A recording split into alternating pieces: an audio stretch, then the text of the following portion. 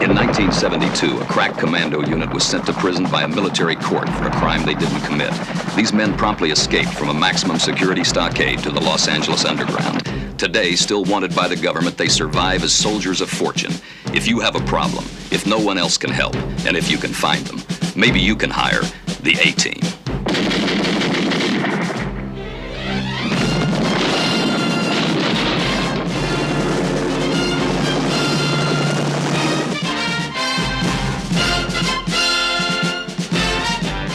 Welcome to the 70s versus the 80s, my fellow retro pop culture loving babies. And if you still remember that banks had insides, and if you and your siblings used to fight over who got to the bag of dum-dums first, then this is the podcast for you.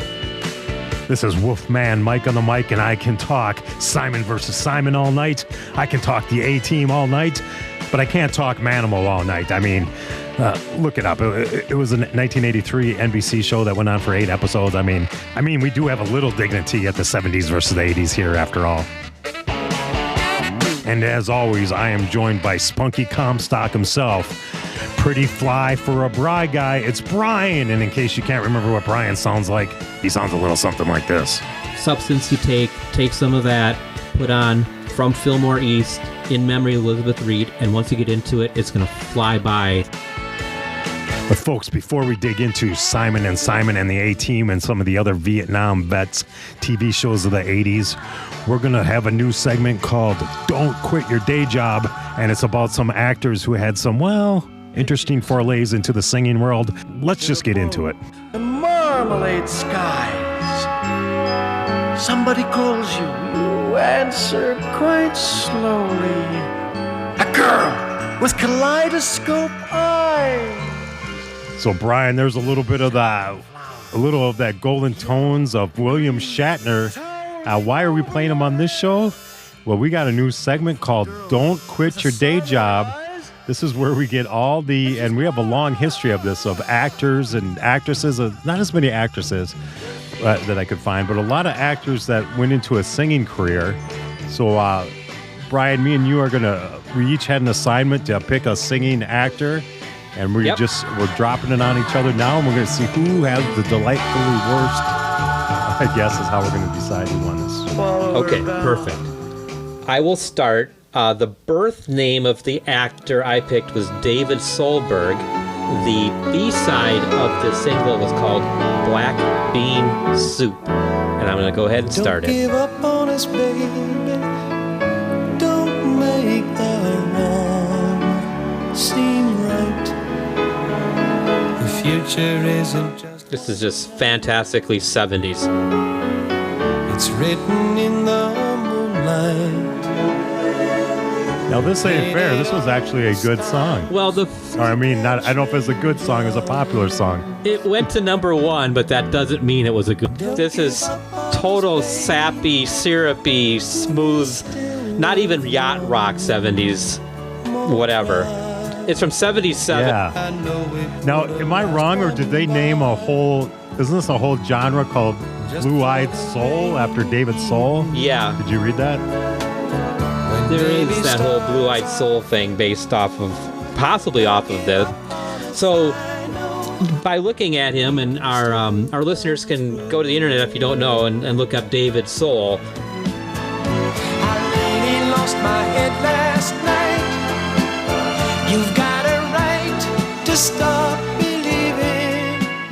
I almost picked that. That's perfectly played, Brian. That was when we think of actors going into singers. Do you remember what year this song was? 1977. So it hit number 1 Wow. in April of 1977, and it was in the midst of him being on a very popular show we haven't talked about yet. At least we haven't talked about it in an episode I've been on, namely Starsky and Hutch, which ran from 75 to 79. And he was Hutch. Wow. And then he was in Salem's Lot, and I really can't think. And then he had this song, which is, so that's a whole career right there, basically. Right. Well, then he moved to the UK in the 90s to try to pursue more of a singing career than an acting career. And then one fun fact is I really like the BBC show Top Gear with Hammond, Clark, and May. and he was one of the fastest stars in a reasonably priced car on Top Gear. So he could. I mean, just like being in Starsky and Hutch, he could wheel a car. Yeah, and what I just think I don't know, somehow like the term blue-eyed soul came out, kind of the white artist trying to have soulful songs. And I believe they took it from his last name, because this was kind of the first one, David Soul, having this song. Okay, so that was perfectly played, because I was also thinking of that song. That's why I didn't want to share who we picked, because I wanted there to be a chance that we both picked the same one. Yes, it was. He maybe came in second for me, but now so are you ready for my selection? My selection is actually from 1976. It's kind of the same. It's an actor that's kind of in the same TV genre, so let's get to it.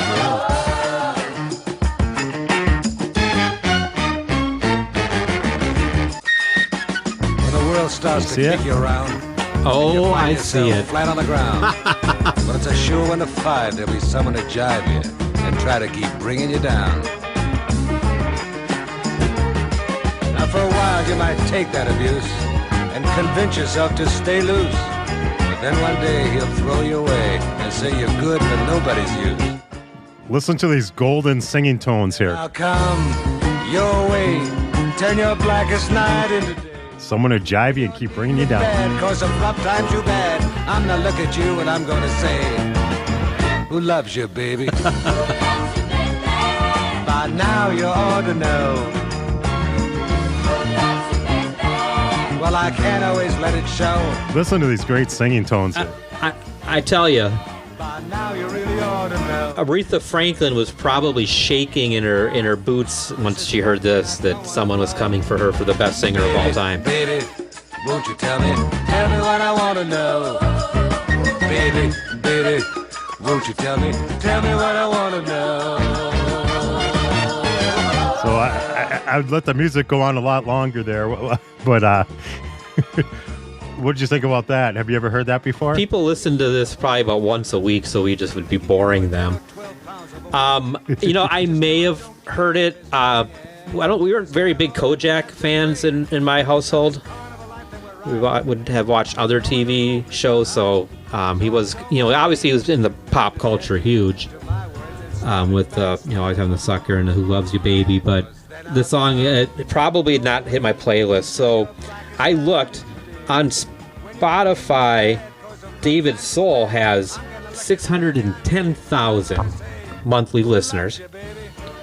Okay. What would be your guess that Telly Savalas has for monthly listeners? God, these Spotify, and this is a whole nother segment. We could do these Spotify monthly listens. It's always fun to guess. I'm going to say, God, people are weird. I'm going to say he's got 175,000. People are weird, but they're not that weird. He has 23.1 thousand. Ooh, I was way Yeah. off. That was what I was expecting with like David Soul too, but it's like over 500,000. Maybe that B-side Black Bean Soup was amazing. Like I said, it kind of started out a whole subgenre. Yeah. I think everybody knows that song, but yeah, I don't know how many people does, when we're saying song as in the opposite of plural, I don't think he had other songs, so I don't know why so many people are going to that. I don't know, but I mean, you could see that in an Adam Sandler romantic comedy, and I use both those terms loosely with an Adam Sandler movie. But like in Happy Gilmore, when they're at the ice rink, they could have certainly played that "Don't Give Up on Us" song, and it would perfectly fit. Who Loves You, Baby? Nah, not so much. But Telly Savalas, he actually had a song that went to #1 in the UK. It was a remake of a Bread song. And this one, I almost chose this song because this is a Bread song called If. It's the shortest title to ever go #1 in the UK. Just 2 letters, IF, If. If a picture. And this is just, Paints this is something 1,000 special words. here, Brian. You can see Then why smoking a can't I cigarette. He's thank got his you? shirt unbuttoned. The words will never show the you I've come to know. Now you can see my conundrum. I didn't know which song to pick. I didn't know which one was the better of the This is maybe a precursor to the slam poetry. Yeah. then where am I to go? This is just, I'll have to put the link in the show notes because this There's video no is just, home. You it's just have to. something This special. is But you, this is priceless. you're all that's left me to. This is why we don't completely miss living in the 70s or 80s, is because of My stuff like love. this. There's stuff we loved about the 70s and 80s, and then there was this. this. You come. So Brian, I think we both did pretty good. We both took actors off police dramas that both ran in the mid 70s. My song was from 76. Yours was from 77. I think it's a pretty fair comparison. So I don't know. How do we vote? Who's the most delightfully worst out of these two? What's your vote for? In spite of the lush orchestral arrangements of Behind David's Soul that are just so over the toply, syrupy and terrible, If the world Telly should Savalas stop wins this one hands down. revolving, spinning. Yeah, I give them. They both went for it, and I think they're both serious. Or I don't know if Telly's was serious or not, but I'd spend I think it was probably serious to Telly. I don't know if it was serious to his producer or whatever, but when the yeah, world they was both through. went for it. Like I said, they're both the biggest, tough cop television cop guys on the show in the world at that time. And they go and sing these songs. And David Soul had wanted to was dabbled in wanting to be a singer when he was growing up, and he actually got his start acting in being a founding member of a theater troupe in Minneapolis. So that's kind of cool. That's a local connection for us, for our Minnesota fans. Oh wow. But this 70s cop thing and got me thinking, if the 70s was doing this, what were they doing in the 80s? Were there any, maybe Private Eye or, a team of renegades in the 80s that would compare? Maybe they didn't have songs, but would compare to Telly Savalas and Kojak and David Soul and Starsky and Hutch. Let's talk about that here.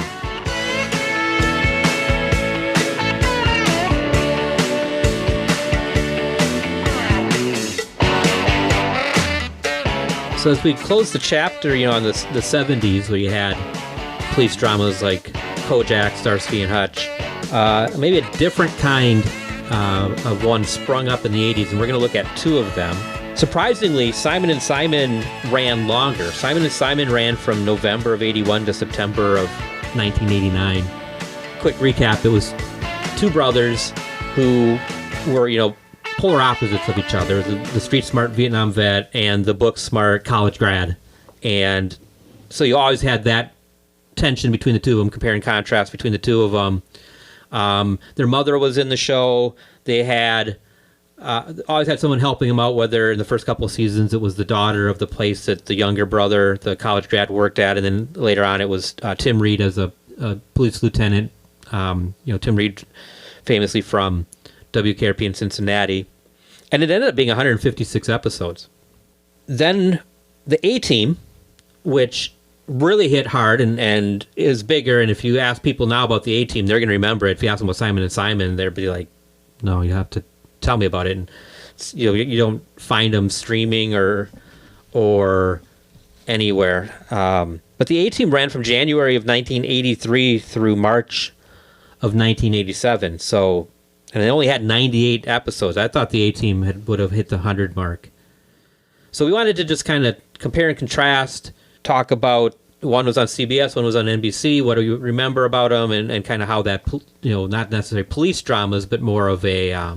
Yeah, what would you the genre? I was accidentally calling them police genres when I was first, but there are really no police involved. What I saw for Simon & Simon was a mystery comedy drama action. So it's like we're going to dabble in everything.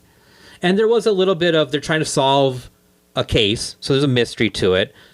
Funny lines, and obviously you can set it off with drama and action. It's just obviously police chase, or you're chasing someone through an office building, or someone's been wrongly accused, like that you're faking these cases to get famous. I mean, it's almost a subgenre of one that, being our age group, we really came up with in the 70s and 80s, where it was kind of like the disaffected Vietnam vet comes back, he's got some issues and he's kind of trying to work through them, but then he's got this gritty lifestyle. It was almost a subgenre that was really huge in the 70s and 80s with a lot of these shows. Magnum PI was also the same. Well, and Simon and Magnum PI did a crossover event to start season 1. Or not season 1, season 2 of Simon and Simon. The episode was a crossover event with Magnum PI where they had Higgins was on the show. So obviously they're playing together and they're obviously trying to cross promote.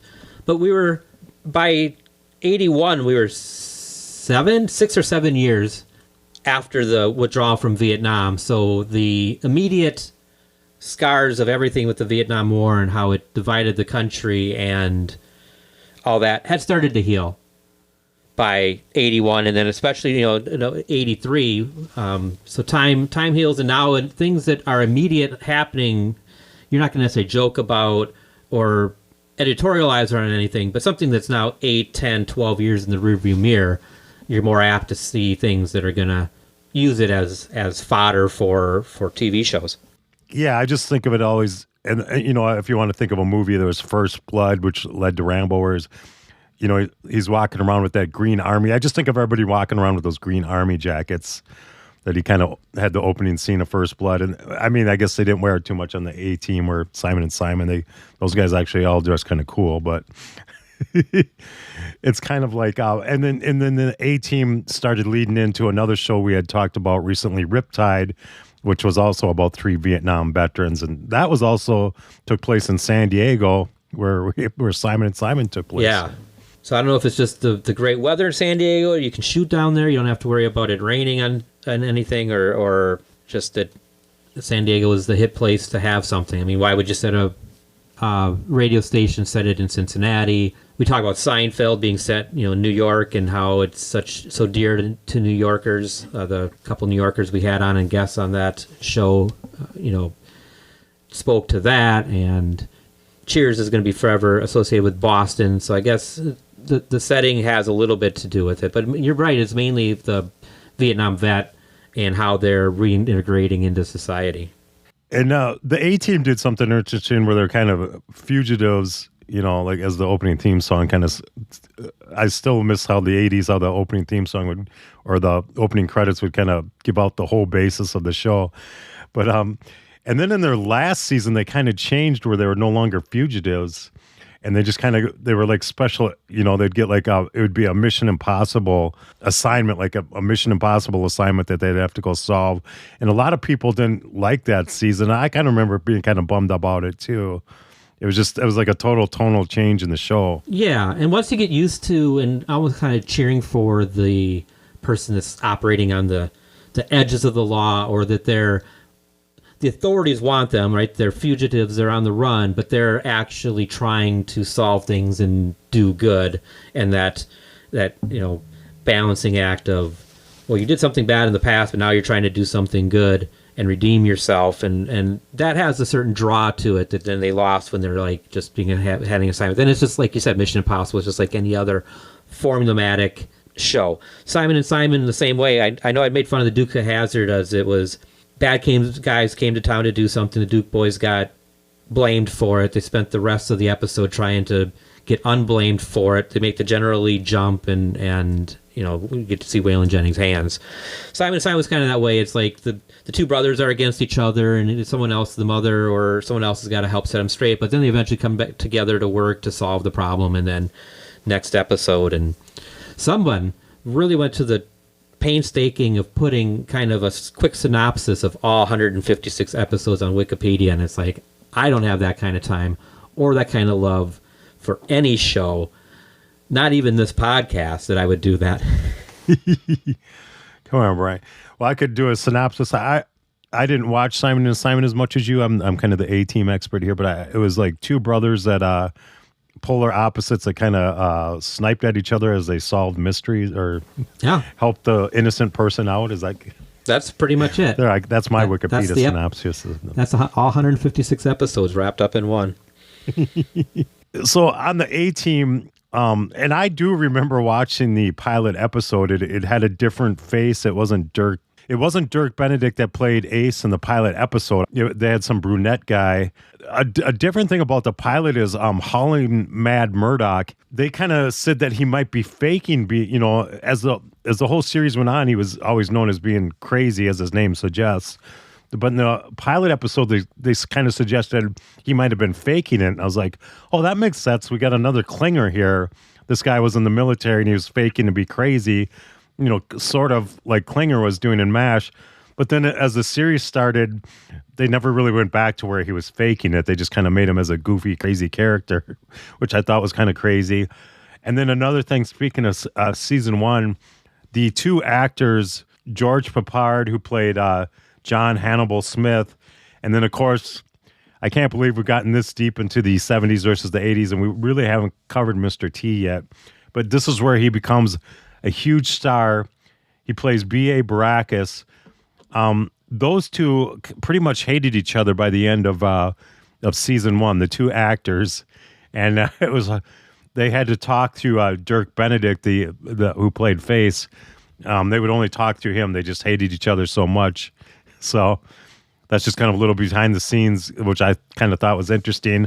I don't know if it really came across on the screen. I don't think I really ever felt that coming across on the screen. No, but good editing can do that. But sometimes I think that actually helps propel a show along when some of the actors, and then, same thing with a band or probably even Broadway play, have that, because then they're going to either try to upstage each other, or there's honest to God tension in line. Like if they're writing a line that they're fighting with each other or something like that, there's genuine, not just acting emotions behind it, but there's genuine emotions behind it.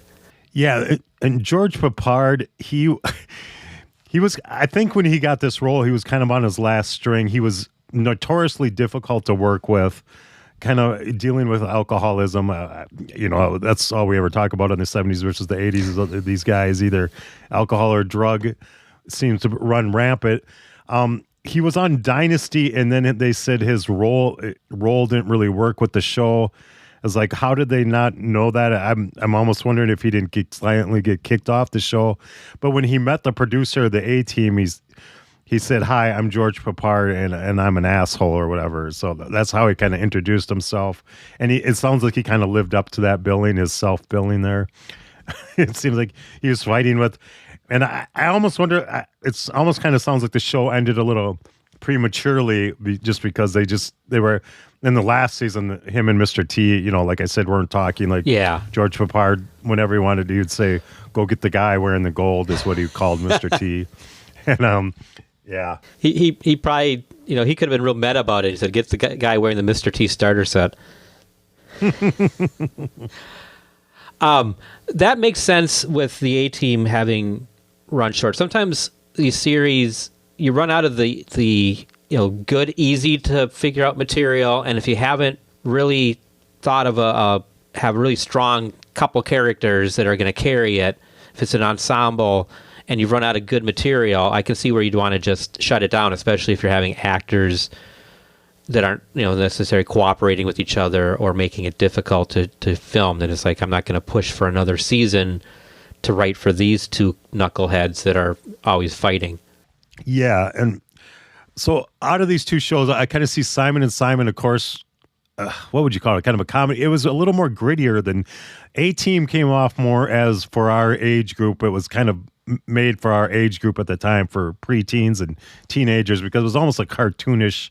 Every time they kind of make it a joke after a while, these cars would flip over 10 times, and then they never showed anybody died, so the guys would crawl out of the cars almost unhurt, just crawling out of the cars. And I know Family Guy would kind of do jokes on this and stuff.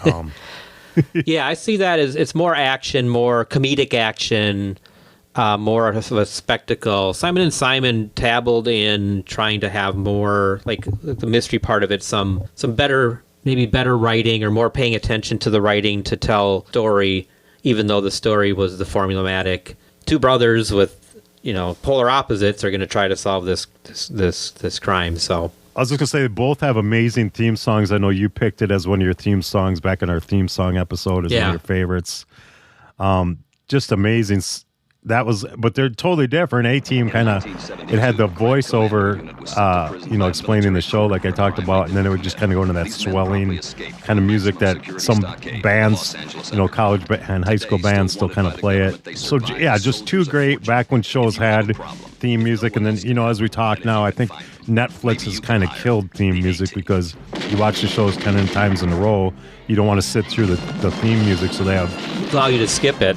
Breaking Bad was kind of the first show that had that wasn't on Netflix, but it had very short theme music. It was only like 3 seconds long. So I think nowadays we just don't get this theme music like we used to with the Netflix appeal. I think we talked about that a little bit in the theme song. We did an episode where we drafted our favorite theme songs. Yeah. They don't make them like that. You're right. And it's because people are going to skip them or fast forward them. But then it was to catch people's attention, right? You got the TV on, but you were doing an errand here or something there, and all of a sudden you hear the first notes of your theme song. Like, oh yeah, it's time to go watch this show. And then it's like you said, sometimes they'd show a montage that gets you tells all the backstory in one theme song montage. And then the closing credits, some of these shows even had opposite or different songs for the closing credits, but the closing credits, they got kind of corny after a while, but I really enjoyed them where they would they'd show the still frames of kind of a recap. I guess the latest, The Mandalorian kind of did it a little bit on Disney Plus with where they'd kind of do it with sketches, not freeze frames, but it's kind of the same idea. Like storyboards as they're closing out. Yeah. Yes. All right. So, you got anything else? Well, yeah. I mean, a day or two after we recorded the Muppet episode, the previous episode to this, and we talked a little bit about Cameron Crowe's movie Almost Famous and how it was modeled after his time with the Allman Brothers and how Billy Crudup was such a spitting image of Dickie Betts. When Dickie Betts saw it in the theater, he's like, well, that's me. He passed a couple days after we recorded that. And I just wanted to say a couple words because obviously if you've listened to this podcast when I'm guesting on it, you now know that the Allman Brothers are my all-time favorite band.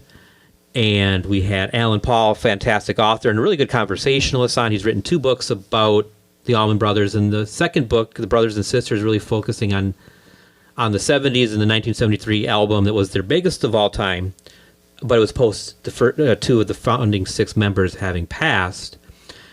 Dickie Betts is in there a lot. Dickie Betts is probably the most polarizing character of the Allman Brothers because he wrote wonderful songs, upbeat songs like Jessica and Blue Sky, and would be wonderful to be around. But then once Jack Daniels and cocaine took effect, he may have been, in that George Peppard from earlier in the episode, just a number one asshole, to the point where conflicting stories will say he got kicked out of the band or he quit, but they split because he wouldn't go into rehab and they were just having trouble, and they had kind of put together a very solid second iteration or later iteration of the band and wanted to do something with it. So I've always been conflicted on him, but Dickie Betts brings up maybe something that I wanted to talk about is when members leave a band and the band continues on, there's always, and you go to YouTube comments on something like that, well, it's not that original band, right? It's not the Allman Brothers when Dickie Betts was kicked out or something like that. And he really,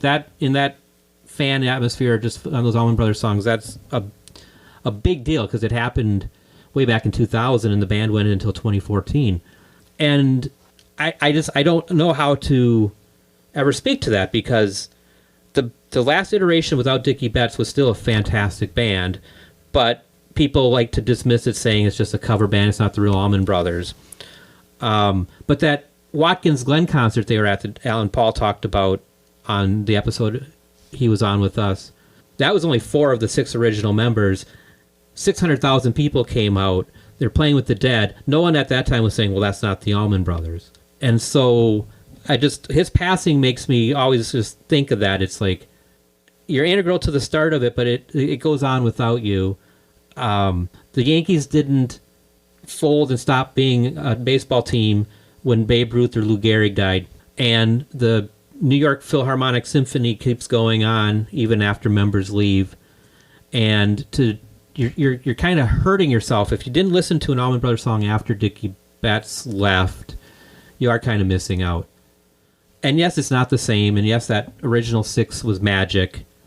But to just discount it because one person left, and that's what whenever I hear Dickie Betts or that comes up, the name comes up, because that's what I automatically think about is how the acrimonious split, and how it's kind of you got two factions in the fan base of, oh no, it's still great music, listen to it, and it's like, no, it's not the Allman Brothers without Dickie Betts. And again, complicated character. All artists usually are, right? We talk about all these 70s and 80s people having alcohol problems and drug problems. So to make it to 80, having been in that band and the culture of the 70s, I guess he should be applauded. But and then my thing is, if you've never listened to it, whatever relaxation substance you take some of that, put on From Fillmore East, In Memory of Elizabeth Reed. It's an instrumental. It's 12 minutes long. And once you get into it, it's going to fly by. That 12 minutes will go so by so fast. It's a great song to listen to while you're driving. You put it on, and all of a sudden you're 18 miles down the road and the song's over. And it's like, oh, what just happened? Because I think it's a true rock masterpiece considering it was recorded live. And so that was my words on Dickie Betts. Dickie Betts. There's only one of the original Allman Brothers band members left, and it's kind of we talk about it often on here. Our 70s and 80s, the people we listened to, the people we watched, they're reaching the end of their time on this planet, and we should not listen to stuff they did or not listen to stuff their bands they created did. Go out and enjoy it. If you enjoy the music, listen to it. Doesn't matter who's in the band. All right, Mike, I'll let you talk now. Oh, well said, Brian. I just going to say one of the to Dickie Betts, one of the greatest tributes. There's a song out called "A Murder Most Foul" by Bob Dylan, and they're not sure when he wrote the song, but it was released a couple years ago, and it's about the assassination of JFK, and it's like 12 minutes long. But at the end, I love it because I think it's like he's singing the song "The Wolfman Jack," and then he starts naming off like people you wouldn't think Bob Dylan would talk about, like he talks about, and he shouts out Dickie Betts. So I think that's a great tribute. So I recommend that song to everybody, "A Murder Most Foul" by Bob Dylan. It's 12 minutes long, and it's got that history of JFK, and it's got sings out a lot of great music tribute to it. I really recommend that to everybody. Obviously, if Mike puts a link on it for the Speak Pipe or whatever, if you have topics you want us to cover, or you have feedback of things from past episodes that you want us to talk about more, or really want to hear your opinions on it, because again, this is a nostalgia trip for us. We lived the 70s and 80s the first time. We're reliving them again. We're sharing them with people that weren't there, and it's more fun if there's more of us talking about it and sharing memories or wanting to hear our memories on certain things. Because like again, we lived it the first time, and we made it through, and we're happy to talk about it, obviously. Yeah, and besides, where else are you going to go to hear some amazing baritone sounds of David Soul and Telly Savalas on the same episode? I mean, I think we outdid ourselves there, Brian. Yeah, this one's more than worth the price of admission.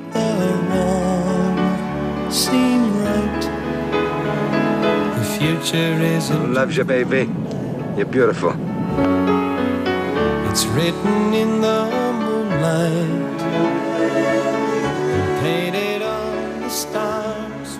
Signing off for Bry Guy, this is Wolfman Mike, reminding you to wash your hands after you wipe.